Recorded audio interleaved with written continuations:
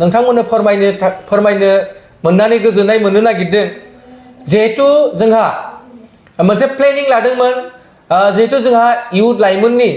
first activities हिसाबै जोंनि प्रथम सेन्ट्रेल लाइमोन गांखंनि जिहेतु जोङो मोनसे मेगा कार रेलि जोङो लानो नागिरदों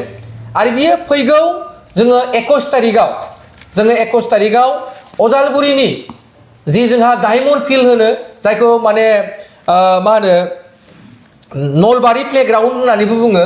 जोङो बिनिफ्राय स्टार्ट खालायनानै जोङो क'क्राझार बनरगाव जिहेतु जोंहा माने खाख्राबारि माने जितु बनरगावनि जोंहा जि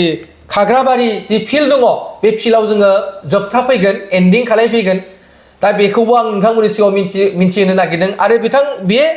माखासे जोंनि जि जोङो मोनसे मेप खालायदों जे गारिफ्रा जोंना बोरै बोरै फैगोन आरो बेहाय मोनबेसे गारिफ्रा आग भाग लागोन जोंनाव बेहाय गासै 1500 माने कार बेहाय आग भाग लागोन बेहाय जोंनि साफ्रोमबो मा होनदों लाइमोन गांखंजों लोगोसे बेहाय ओमेन जोंनि गुबुन गुबुन सेलफोर बेजों लोगोसे पेरेन्ट बडिनि दैदेनगिरि बिथांमोना बेहाय आग भाग लागोन आरो बेखौ जोङो फैगोन 21 तारिखनि फुंनि 8टानिफ्राय जों स्टार्ट खालायगोन जों प्रथमावनो जों स्टार्ट खालायगोन जे जोङो स्टार्टिं पइन्टआ जाबाय नलबारि प्लेग्राउन्ड अदालगुरि टाइमा जाबाय 8टा जोङो बिनि उनाव फैगोन जोङो 8:50 जों पानारियाव मोनफैगोन बेहाय जोंना मा होनदों 9:50 वेलकाम जोंखौ वेलकाम खालायगोन तामुलपुर डिस्ट्रिक्टआ आरो बिनि उनाव जोङो मा होनदों 10:30 जों मोनफैगोन जोङो बागानपारा आरो बागानपारा ब्लकआ बेहाय जोंखौ वेलकाम खालायगोन जेसेबां बे कार रेलियाव फैनाय आरो बेजोंनो लोगोसे जोङो 10:40 जों मोनफैगोन बरबारि जाना फैगोन आरो बरबारिनि उनाव जोङो मसुलपुर फैगोन आरो मसुलपुरनि उनाव जोङो मा होनदों सरायमारिनि उनाव जों फैगोन सालबारिनि उनाव जोङो रुपहि फैगोन बिनि उनाव जोंनाव सालबारि मिन्थिबाय सालबारि फैफिनगोन बिनि उनाव ओमफ्राय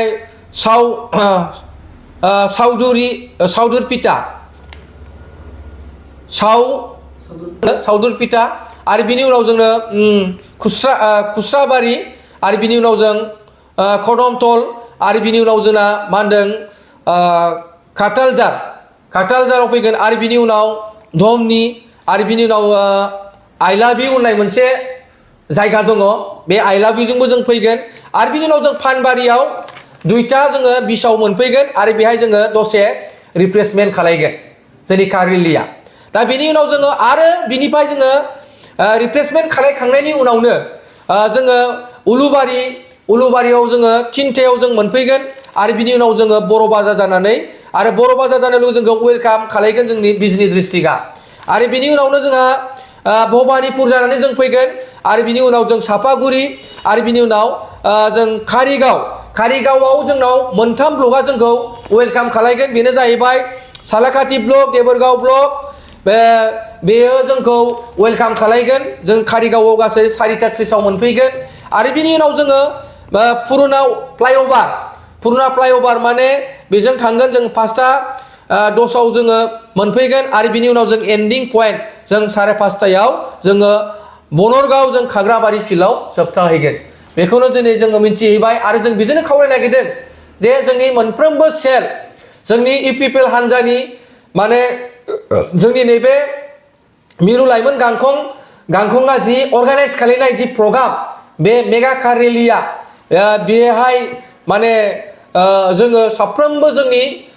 वार्कारफोर जोंनि दैदेनगिरि जोंनि साफ्रोमबो मावथि बिथांमोनखौ जोङो बयखौबो आग भाग लानो थाखाय जों गुरै खावलायहरदों